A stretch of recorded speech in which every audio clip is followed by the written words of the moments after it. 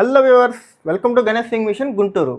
ఈరోజు మన టాపిక్ వచ్చేసరికి ఎంబ్రాయిడరీ మిషన్ థ్రెడ్స్. మీకు తెలుసా మీ ఎంబ్రాయిడరీ మిషన్కి కటర్ మోటార్ ప్రాబ్లం పదే పదే ఎందుకు వస్తుందో?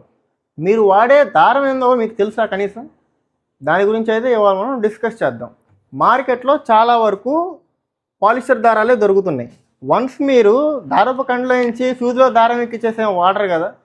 వన్స్ మీరు దారపు కండ్లో నుంచి దారం మీరు సూదిలో ఎక్కించాలంటే ఈ సెన్సార్స్లో అన్నిటి నుంచి దారం తీసుకోవాలి.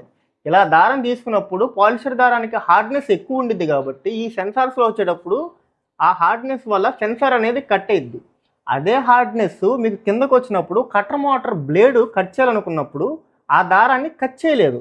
అలా అది 2-3 సార్లు జరగడం వల్ల దాని షార్ప్నెస్ అనేది పోయిద్ది.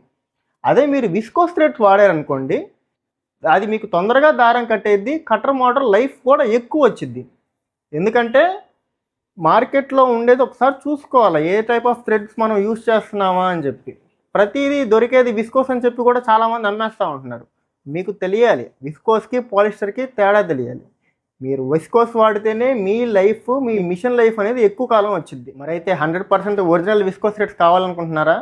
మరి ఇంకెందుకు లేటు, మమ్మల్ని కాంటాక్ట్ అవ్వండి. మీది ఏ డిస్ట్రిక్ట్ అయినా ఫ్రీ డెలివరీ చేసేస్తాం. మన కాడ ఉండే స్టాక్ మొత్తాన్ని ఒకసారి డిస్ప్లే చేసేస్తాను, చూడండి.